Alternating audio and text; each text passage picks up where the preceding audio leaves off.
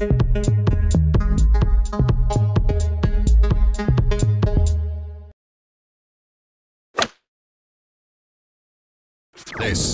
is Talk Cricket Live. Don't forget to subscribe to the channel, ring the bell, and like and comment below. Here's your failed medium-fast right-armed bowler, Mark Keane. And hello and welcome to Talk Cricket Live. Yes, your thrice weekly daily dose of cricket news and nonsense. However, during the test match, we are experimenting with some live shows. And that's why we call it Talk Cricket Live. This has always been the idea, really, of Talk Cricket Live. The fact that we want to create something which I don't believe is existing in the UK or anywhere in the world that I can think of, although I'm sure there might be something like this in Australia. And that is a cricket phone-in show. Now, we get the celebrities, the former cricketers, the BBC people, the Sky people, and we get their opinions a lot. And listen, I have the greatest respect for pretty much, almost down to the last individual with those commentators. I think they're intelligent people. And it was great. I mean, do you know, Michael Vaughan, he's like my brother these days. Nearly everything he says I agree with, although there's something today I don't necessarily agree with what he was talking about to do with Ollie Robinson. However, you know, I just think, my God, he talks sense. And I tell you what, the grand old age of whatever age I've reached about a month ago, not many people talk sense as far as I'm concerned. But despite all those wonderful commentators and pundits and all the rest of it, I do think there should be some sort of outlet for people to have a debate about cricket, because people love cricket. I know people are passionate about football, but it's a bit kind of primeval, isn't it, in some ways? I think I may be putting cricket right up there, but it's a bit more of an intellectual kind of discussion, isn't it? Because I was thinking about this today, and the parameters of cricket are so complex, really, compared to football. Yeah, of course, football has its complexities, but the parameters of cricket are so complex. And I just love debate about cricket. I love hearing people talk about cricket. So I would love to hear what you have to say. Now, because it's a phone-in, I've created a phone number for you and a Skype name. Well, I created the Skype name a long time ago. My Skype account has been called Pan on Fire for as long as I can remember. The only thing is, I don't remember why it's called Pan on Fire. Maybe I set a pan on fire or something 25 years ago. I don't know. But if you want to contact me, it may sound a little bit strange what we're doing here, because a lot of the live streams on YouTube are somebody talking like me, and then people writing stuff in the chat. Now, I've got the chat there, but it doesn't seem to be doing much, the chat. Not really sure why, but there you go.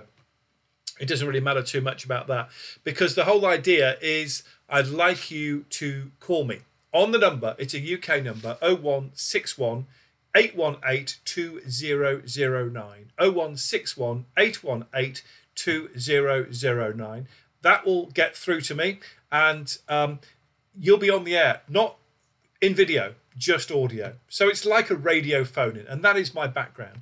I was a radio phone-in presenter for 30 years. Well, I did a few music shows, and I once did a gardening phone-in program, and I don't know anything about gardening. The whole show was about variegated periwinkles, and to this day, I have no idea what those are. So I would love you to give me a call. If it's just to say, hello, yeah, we're watching the channel, and here are some ideas for it, or that kind of thing. Got no problem with that. But obviously, there are some subjects in cricket today which are very current and very important. One of these concerns Ollie Robinson. And the question I guess is, and this is where I differ with Michael Vaughan really, the question I guess is, should he be allowed to play cricket, international cricket? And Vaughan was saying, and I respect his view, he was saying, look, you know, this should be about what he was doing on the cricket pitch. And today, you know, he ended up with 4 wickets, which is pretty good.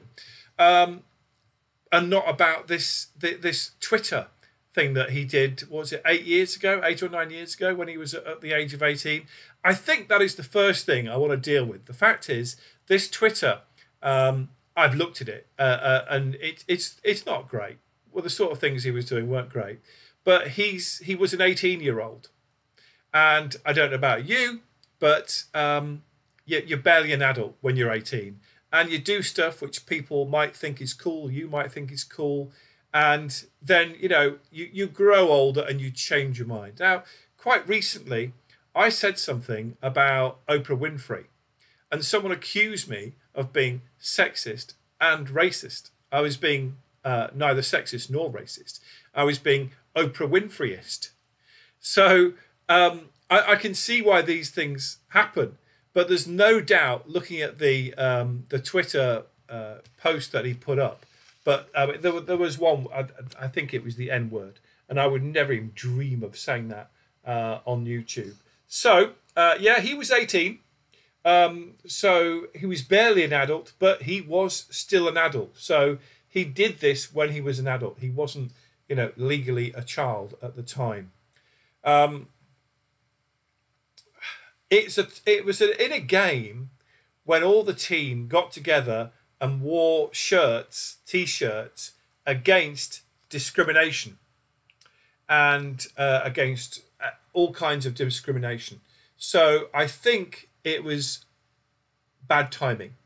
I do think a lot of this is about bad timing, and the fact that obviously someone waited to this kind of defining moment when he had his England debut, as Jeremy Coney calls it, to do this. And I can see why they might have done that, maybe as a revenge thing, or I don't really know. Maybe just because it was powerful to do it then. But this is a time when discrimination is something. When footballers have been taking the knee for the last 12 months. It's just gone, 12 months since the death of George Floyd. So this is an extremely hot topic at the moment and will remain to be so for coming months. And you might think, well, okay, he was just a young lad and at the time, and he did actually read out an apology statement. Yeah, he did. I saw that. I saw that video. I was thinking of playing it to you. But listen, he may have written that statement himself. He may have been completely serious about everything he said in it. But to me, it didn't sound very convincing. To me, it sounded like it was written by a professional writer. Now, a lot of legal statements are. But it just didn't, he stumbled over quite a few of the words. Yeah, of course, he's a cricketer. He's not a professional broadcaster. But he stumbled over a lot of the words, and I couldn't help thinking that, it just didn't come across as very convincing for me. So then there's the point about the ECB. Didn't they do due diligence? Did they check up on him? I mean, I'm not sure how they would check. I mean, I presume this Twitter had disappeared at some point. Over the last sort of 8 years, and somebody's just brought it up now. So how would the ECB be able to find out about that? I don't know. I mean, what you do, get private detectives on people. So I don't think that is a particularly useful point. You can't really, I don't think, blame the ECB for not knowing about that. But for me, I think that what we need to do about Ollie Robinson is I don't think necessarily he needs to be punished. It was a while ago, and he has issued a statement, an apology, but I don't think there's a punishment in the specifically. But what I think really should happen is that England should be looking at him now and thinking, is this really the kind of message? And it's bad luck for him maybe at this time, but is this really the kind of message we should be putting out as far as racist and sexist tweets are concerned? And I think that they should say to Ollie Robinson, look, enjoy this test. At the end of the test, enjoy it. Look, you've got to the peak, and but we're not going to be selecting you again, because sport has to issue a message. And if you're looking at, for example, everyone knows I'm a Warwickshire fan, I'm a Chris Woakes fan, but if you're looking at Chris Woakes and Ollie Robinson, who is the better cricketer? Don't know. Chris Woakes, I can't understand why he's not playing this game, but Chris Woakes has got a great record, and he's a brilliant bowler. But he's also known around the dressing room and cricket circles as to be the nicest man in cricket, and he's still good. He's got it all going for him. We Brummies were like that, So if you're looking at what Ollie Robinson has done, and sure, he may well have moved on, but you look at his image and what's attached to him and what's attached to Chris Wokes, who would you rather have as an ambassador for the game of cricket? Because I know who I would rather have. So I think to let Ollie Robinson play for England again would actually send the wrong message. He may be completely, in a sense, rehabilitated in terms of his views and his tweet activities. And he may have been completely sincere in his statement. But in a way, it kind of doesn't really matter because that is there now. And I think both he and the England setup and everyone else needs to move on and forget about that because it's just highlighting the whole thing. So what else is there to talk about? If you want to talk about that, by the way, I'd love to hear your views on that. All you have to do is phone me, 0161 818 2009. What I've been saying for these live broadcasts is that we'll keep going for 15 minutes. If we get some calls, great. If we don't, then we'll end after 15 minutes. But I do realise it's a kind of new thing, the idea of someone talking on the YouTube and then ringing them up and suddenly your voice is on the YouTube as well. But that's how it will work. And all you have to do is call that number 0161 818 2009, or you can Skype me on Pan on Fire. It's as simple as that. Other things you might want to talk about are England's great performance today, particularly Mark Wood and Ollie Robinson came away with four wickets and very creditable. Got no problem with that. But Mark Wood, he was a whirlwind today and showed what a great character he is to have on the England team. And again, here's something else, which I think I mentioned yesterday on the live broadcast, which was echoed by Michael Vaughan. I mean, he put something on Twitter, how come they kept Devon Conway a secret or something like that? And that's, how did they? Because this guy is going to prove a problem to England. Okay? I think that Root and Burns did a great job, a really, really good job. But look at England's batting lineup. We've got Dan Lawrence in next. And after that, it's not looking that strong. Okay, we've got Ollie Pope.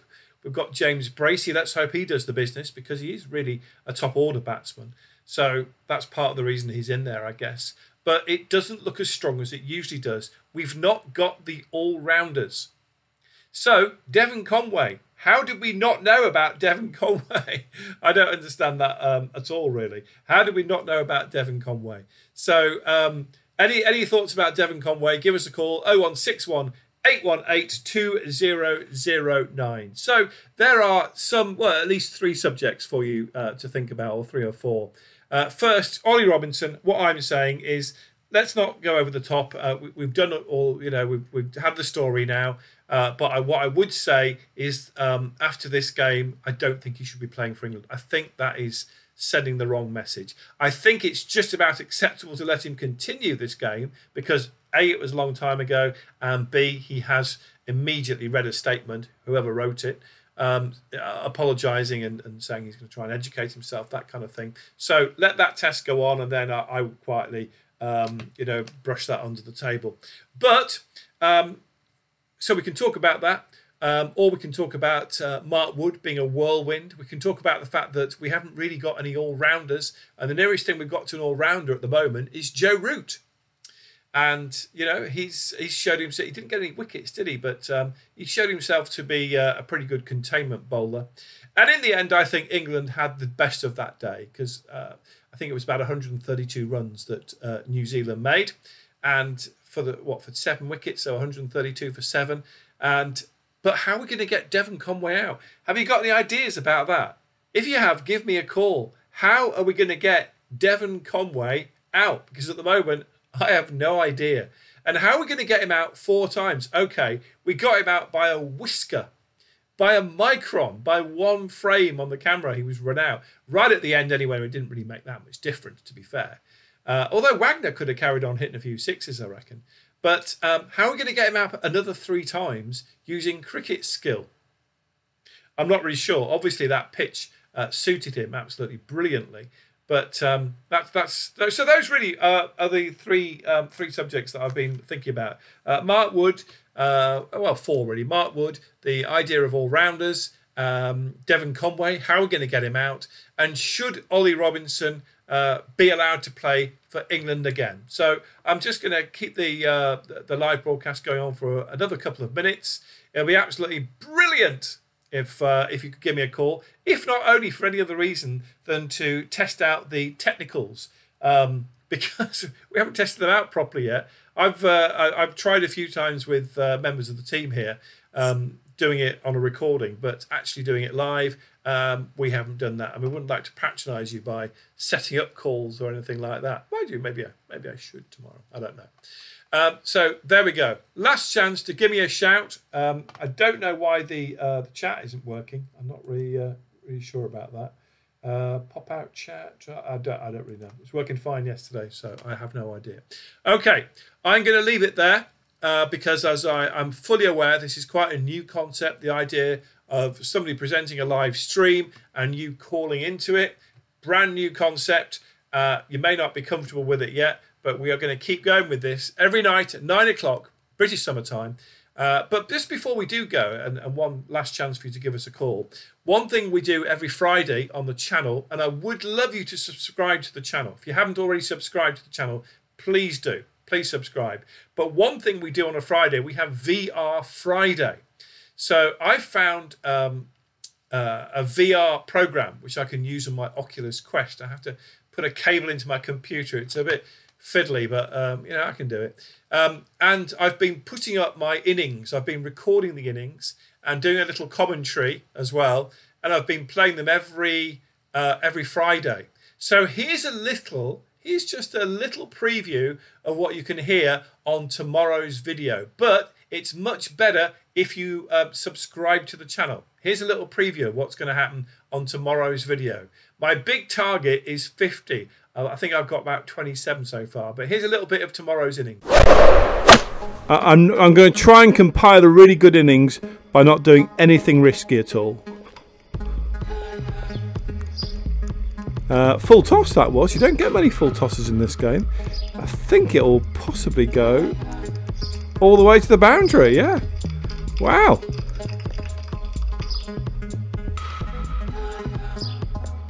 And found the gap there for a single as well. Yeah, you get very, very few full tosses. I tell you what though, this guy's old moustache man is bowling pretty quick. Quicker than usual. Bit of a lucky edge there. Not sure how far it's going to go. Just for two. Just for two. Okay, so I'm up to 8. Should get a single. Yeah. Here he comes. Moustache man and another single hopefully. Yeah. There you go. So that is just part of my innings for tomorrow. I think the whole video is about 9 minutes. So you can probably work out from that how good I was. Okay, so we're going to do another broadcast this time tomorrow. If you're thinking about phoning up tonight, maybe tomorrow is the time to do it. I don't know. In the meantime, please subscribe to the channel if you haven't already. And I will see you very soon indeed. And look out for that VR video tomorrow.